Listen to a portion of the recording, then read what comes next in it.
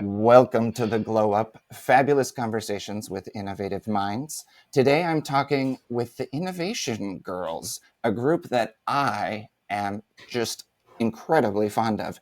Today we have Richard, one of the founders, and Teresa, one of the students. Actually, how do you talk about Innovation Girls? Are they girls? Are they? We are pioneers. Hell yeah. Okay. Take three. Welcome to the Glow Up, fabulous conversations with innovative minds. Today I'm talking with Richard and Teresa of Innovation Girls, one of my favorite international groups working in 3D and XR. Richard and Teresa, thank you so much for joining me today. I'm so excited to talk with you. Thank you for having us. This is an opportunity for us. Thank you. We always see you on the world stage in Vienna, on Long Beach, California. Well, this is a nice opportunity to meet here Speaking of in the Glow Up. locations, Richard, where are you joining me from today? So I'm joining you from Cincinnati, Ohio. We are a global community, but we started in Ohio. Mhm. And now we work remotely across many countries, and we can work from anywhere. I want to say hey to Teresa, and where are we talking to you from today? So I am in the Baltics. I'm in Latvia. Well, thank you for joining us this evening. I really appreciate it. So, starting with Teresa, I'm really interested to hear, what do you do in innovation and technology? And can you tell me a little bit about what your mission is in that space? Yeah, so we are a community of young Gen Z girls and non binary individuals who are working towards currently solving fast fashion waste using a lot of new technologies such as NFTs and DAOs and crypto and whatever else. We're just piling it all together in this large space of XR and making it work, apparently. And it's so much fun meeting a lot of people who specialize in a certain aspect of it. And then we come together and we learn all of those things. So we learn all of these new skills and we combine them together and use a lot of systematic inventive thinking and a lot of solutions that kind of seem unreal until you start working on them. What is your specialty or focus area that you're working on lately? So, me personally, I have always loved a good story. I love fantasy. I read a lot of books. And this story of a bunch of young people coming together and fighting for their good future is really powerful. And I want to tell this story. I want to be part of it. I want to be the heroine. So I really like coming together and telling our story, all our success that we've had in the past with professionals and like companies recognizing us. So I know a lot about your story because I met you all at Augmented World Expo just about a year ago in Vienna, where the Innovation Girls actually took the best in show for the entire event, which is the European, continent's one of the largest AR/VR XR events on the continent.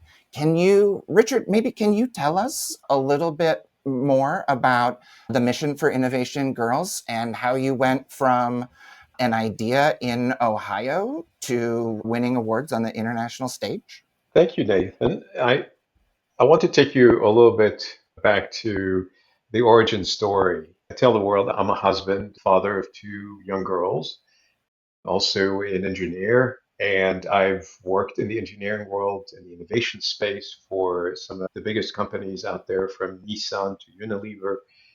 I have been blessed with our first child. I'm picking up my daughter in the hospital, and I'm looking into her eyes, and something shifted in my brain. I don't know what happened, but when I went back to work, I started to notice how women are being treated, and everywhere I went, that was like glaring at me.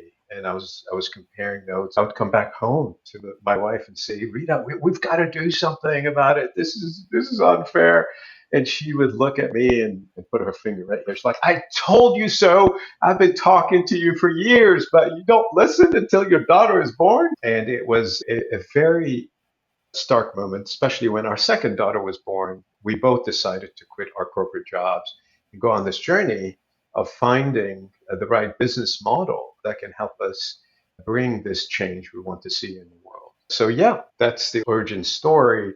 We have one of the best storytellers in our community that is a great community member. She's been with us for what, 2.5 years now?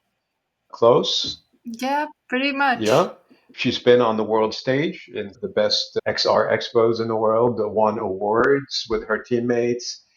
We talk about ourselves as a community. We have gone from Innovation Girls to getting the experience, proving to the world that young minds are an incredible latent energy of innovation. That energy is not utilized. And if we tap into it, we can release so much business value for the world. We can bring in sustainable solutions that no one imagined.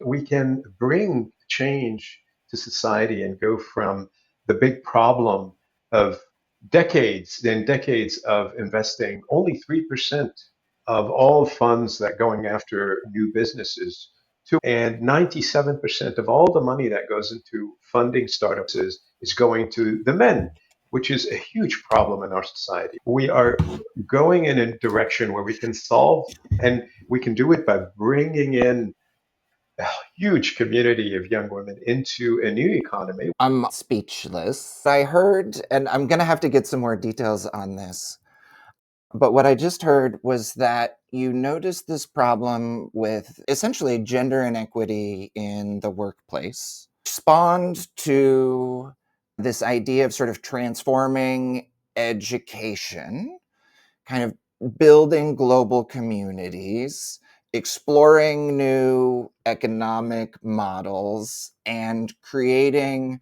right? One of the reasons people love DAO so much is that there is a lot of equity and autonomy and ownership. So kind of even disrupting, what a business model might even be, checking off so many of these big boxes. And as one of your first projects, I'm hearing using our VR 3D design and technology and storytelling to address waste in the fast fashion industry.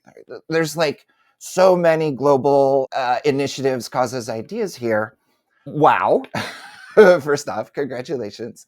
Teresa, could you help me like bring it down from the global, systems change level into what are some of the nuts and bolts? What are some of the details about how you're using the systems thinking, this collaboration, and XR design to impact fast fashion? Can you tell us more about this project? Yeah, sure. I always say that in IVG, it never feels like you're working. You're kind of just having fun and talking with your friends. And along the way, you kind of learn something new, some really good skills, and meet some very influential people. Apparently, you go to events and win stuff. And I was just like, I'm just having fun. I'm just using my brain. But yeah, for us, it's very simple. You come in here, you at first are a bit nervous because you don't know what you're doing, you don't know these people. But then all of a sudden, you get into a meeting and everyone's so friendly, everyone's so nice. They're like, "Oh, where are you from?" Or like, what are your hobbies? And the very first sessions for us is just talking, where we think about ideas, about where we think inside the box, basically, to make new innovations that no one would really think about. Maybe we can give some examples of what that is later. I understand it's like sounds very complicated, but it's really not. I wish I was like taught it at school, like at kindergarten even. Most of us do get headsets, like VR headsets. That's just incredible. That's what IVG is. We support each other and somehow we get access to all this tech. And then you put on the headset, you do some things you would do in kindergarten. You just think about ideas and then you make them. And then later in meetings, if we have a problem that we're solving, like fast fashion waste, we really just break it down into hey, these people are like, these companies are making a lot of clothes that not a lot of people are fully using. They're throwing away a lot of it, and then it just ends up unused and useless. So, how do we fix that? But then we're like, oh, what if you use the leftover cloth to make patches and then you put NFC tags in there and now they're NFTs and now you can do tickets, you can do memories on patches and you use this leftover fabric. And this was all thought in 1 or 2 meetings. And then what you do, you go into your headset, draw a little circle, fill it in, and that's your patch. So you put it on because it's a good idea and it just came about a few people, girls, young people who are willing to do this. They're willing to fight for their future, their world. It just came together. This idea of just bring talented young women and non-binary people from around the globe together and magic will happen. The father of young girls, I'm sure you can see the magic and power that is in young women. But how did this idea of a virtual community building how did you land on this direction? What about XR? I'm so curious about how you got about this nexus.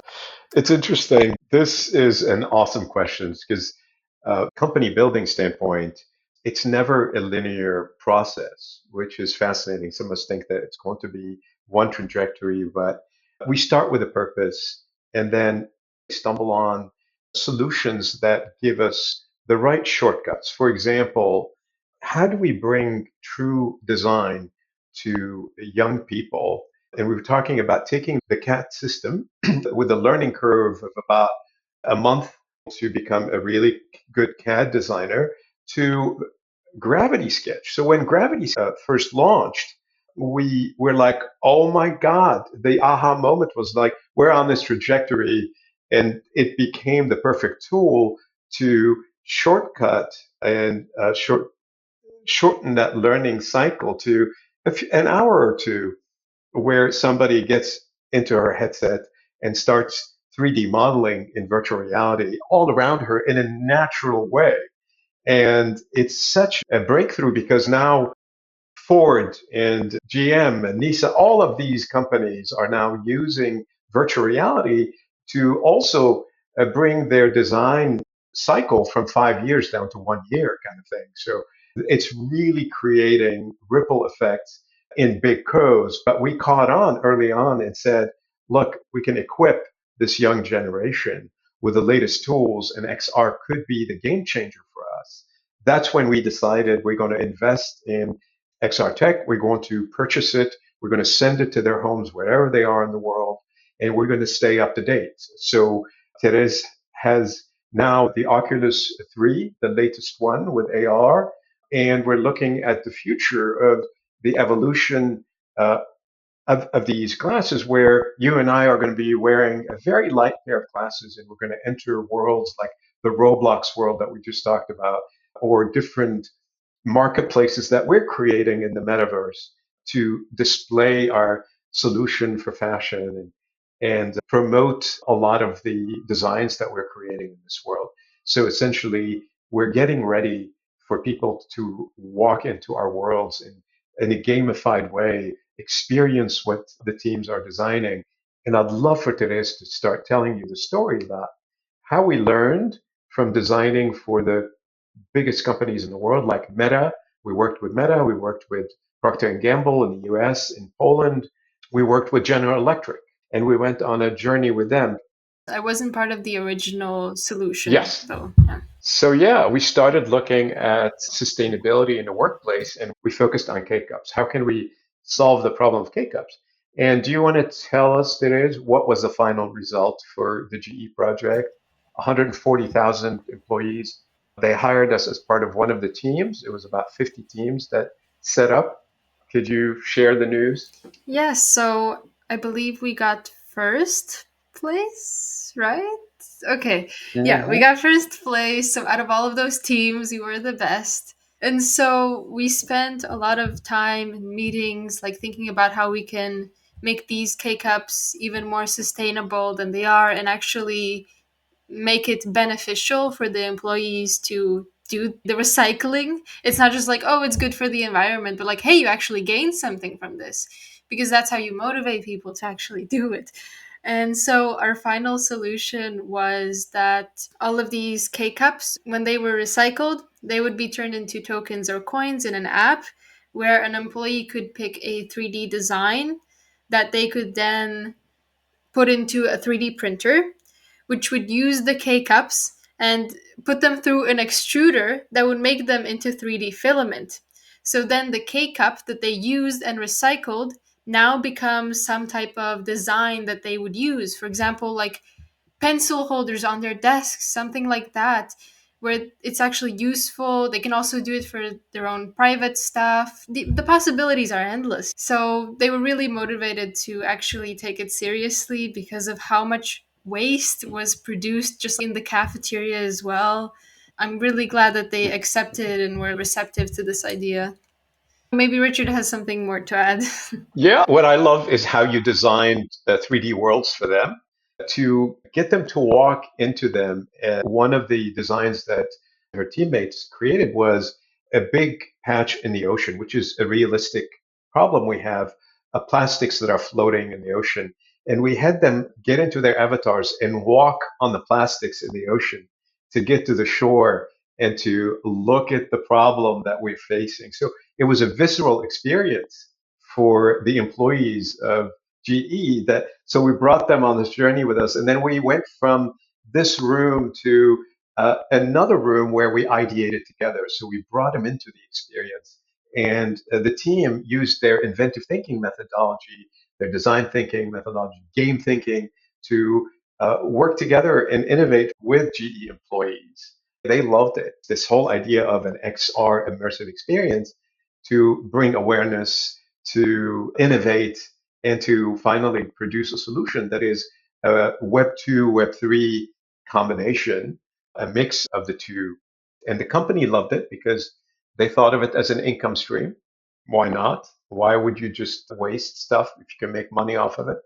And the employees loved it because they were gaining something and they were saving the environment. This idea of recognizing that a K cup is made out of raw materials and empowering the office mates to do something more with those raw materials than just throw them away, in combination with this idea of making your stakeholders walk across the trash island in VR, right? Like, one of the things that I hate the most is trying to get around giant worlds because I'm impatient ADHD, and walking across a world is kind of aggravating for me, but it's the perfect example to give somebody when you're trying to prove the impact or the importance of something that is both so gigantic and almost inaccessible to everybody on the planet. Like, you actually take them there,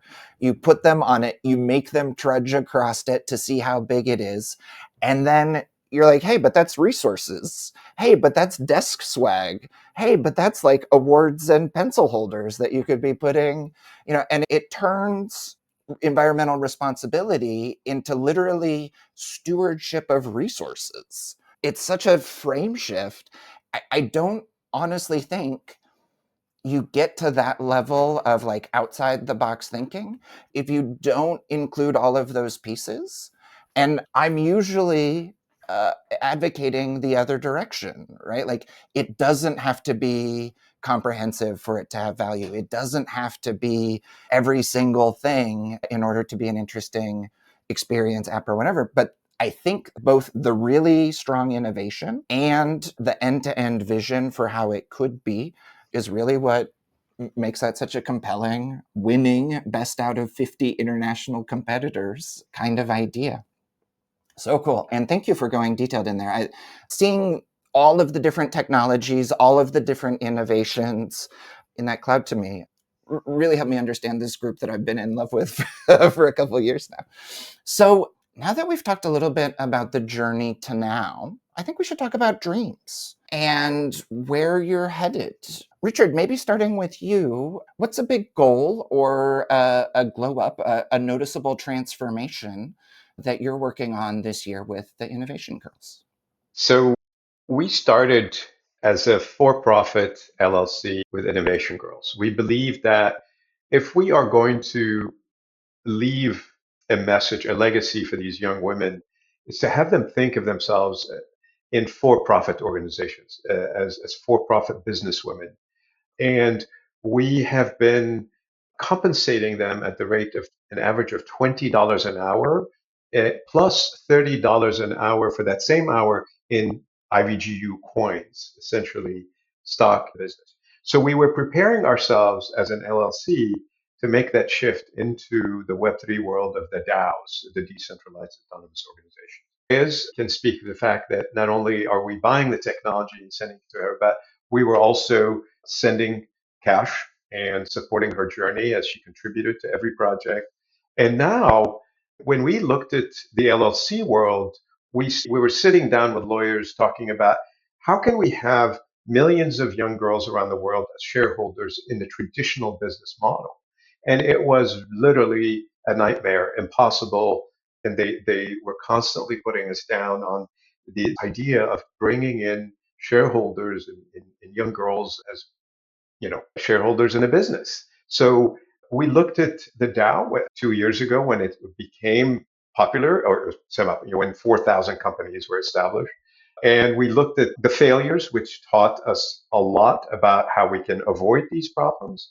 And now it's about 6,000 companies that are DAOs and still in the infancy stage, but we're jumping all in to go into a new entity that we call IVG World. It's an abbreviation, but we love the IVG World concept. We named our token IVGU for unity for our community. So we voted for, and Tereze will tell you, a DAO is all of us coming together, managing together. We don't have bosses. We don't have the one person at the top. We don't have vice presidents. We're coming in and voting on the way forward. We agree on an approach from the beginning, a purpose that's our guiding North Star. Then we start executing. And what helps us execute is systemization and having smart contracts that help us manage the scaling of the company. So the smart contracts are ticking off the boxes to say, oh, today did this and she contributed to the business. Today's did that and check, check, check. And then she automatically gets the IVGU coins deposited in her digital wallet. So that with the help of smart contracts, we're able to be much more dynamic in the way we compensate people. They see the result of the fruit of their work right away in their digital wallet, and then they can keep track of all of their progress because the digital wallet is going to help us create a what we call a digital resume. So we will have, for example, what we call soul-bound NFTs, SBTs. Soul-bound NFTs are about us vouching for Tereze that she is an AR professional. She is a VR professional. She has gone through the program with us. She has a lot of knowledge of systematic inventive thinking. So she gets a soul-bound NFTs for each one of those things, and she has it in her CV or in her resume. So when she goes out for employment, we're hoping that we will hire her full time. But if she decides to go work for a PNG, she now has a digital representation that verifies that she's done this, done that, and she's really good at that. She's a great 3D modeler in virtual reality. This is a way to help young women to actually build. When we talk about young women, I just want to remind you, we are very much about inclusivity, non-binary. We've got a number of members who are non-binary, and we love them, we respect them, and when we talk about young women, we're inclusive. Yes, I want to stop right here, and I'd love to open the floor to Tereze. She's got so much to talk about. I love it. So, Tereze, what about you? What's the glow up you're gonna make in the next 6 months? Well, right now, as Richard said, we kind of don't have bosses or management teams really. but we do have like subdivision teams like working on different projects. And right now, I am the team lead of our crowdfunding team. So our team leads are actually voted for. It's like elections. It's really fun. And I was picked for my storytelling ability. So I'm kicking off our crowdfunding journey. And right now, I actually have a meeting in 20 minutes where we talk about our story that we're going to tell. But our focus right now is to reach out to more people like this with a podcast, with some more influential people that we have met before who would be willing to share the good word and get us some more financial help. Because the truth is, this is like the economy we live in, the world we live in. It's controlled by money because money is power. And, if the world was perfect, we wouldn't really need it. But to fund our VR headsets, shipping, like events and all that, also is just like compensation for our members. We do need that financial help, especially as we're launching a DAO and we need like to fund it and invest in it. We do need that assistance. And so we are going to share some more personal details of our lives, our evolution of how we went from business to customer now with our own solution for us, and also a bit more personal about the actual creators who are giving you these designs, like where we come from, like how diverse we truly are. I want you to tell me more about how diverse you really are. Tell me about your team. Tell me about this magic. Okay, well, I joined like almost 2 years ago now, but I have met Mhm. a lot of people. So our original team was from America, I believe. So there are American girls. I don't see them too often, but the one event I went to in America, I met a few of them, and I can't wait to go back and see them again. They're like family to me. And then we have a team in Africa as well.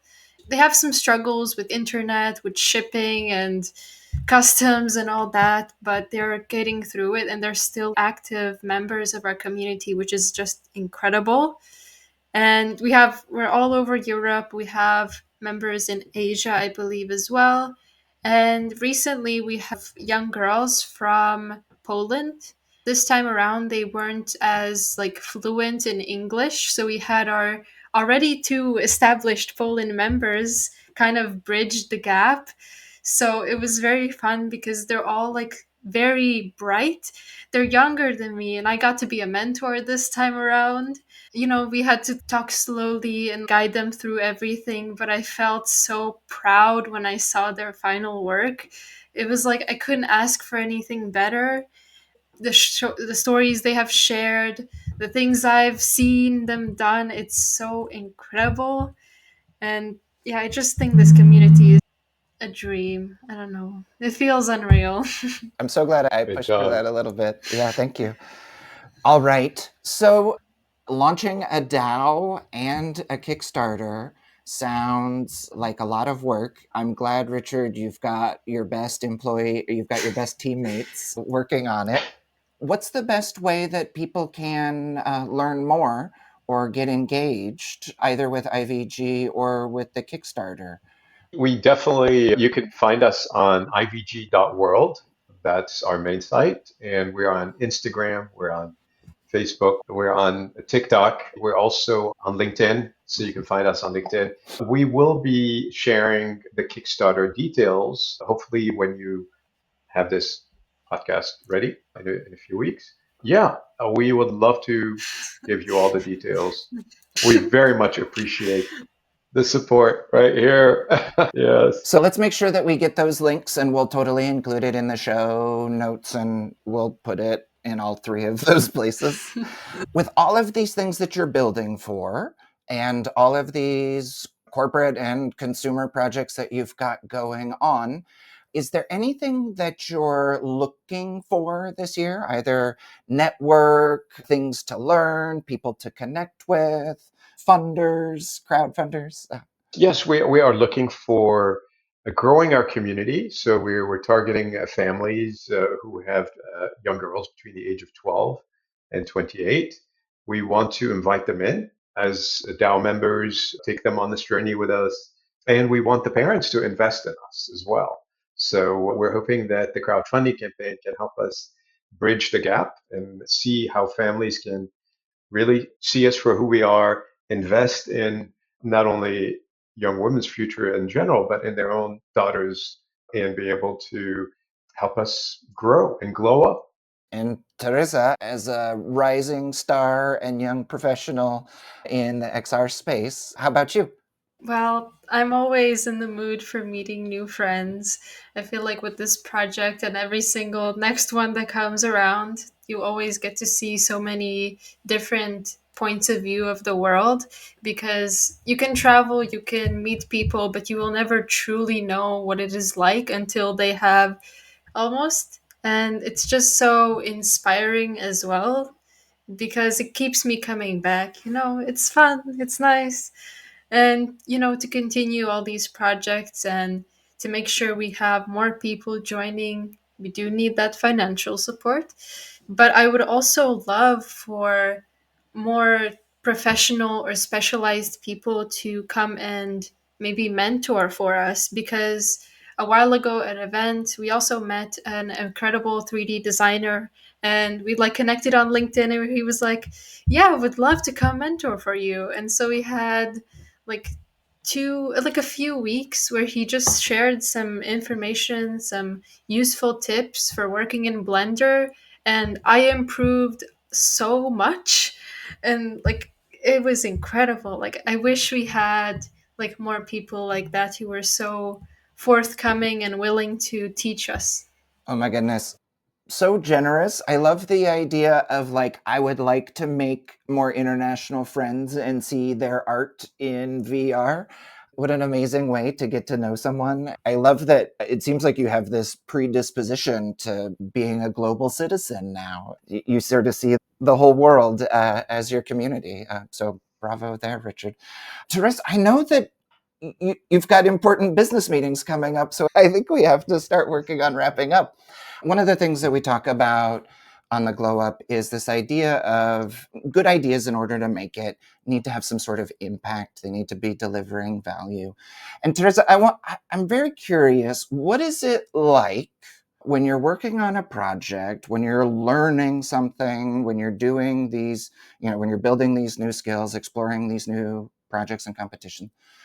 What is it like getting paid to learn and build community and grow a DAO, to be building an international company with your peers and advisors? How does that feel? Well, like I said before, it's kind of like just having fun. And then day later, you check your bank account, like, oh yeah, I got my paid for it. I go to actual work as well. I do work and I get paid for it. And it's fine. I agreed to do this work and therefore I get paid.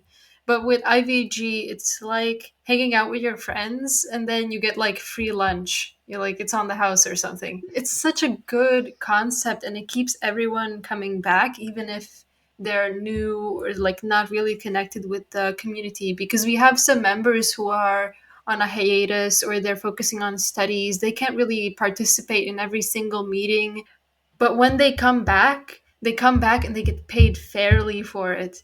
So even if on that break they were kind of sad and like maybe mistreated in work or otherwise, they come back and they see how great it is to be here.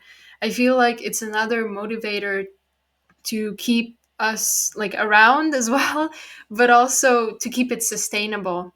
Because the truth is, if we get really busy with school and work, we might have to prioritize, getting food on the table or a roof over our heads and just not have time to get in meetings and talk about, like fast fashion and patches and 3D design.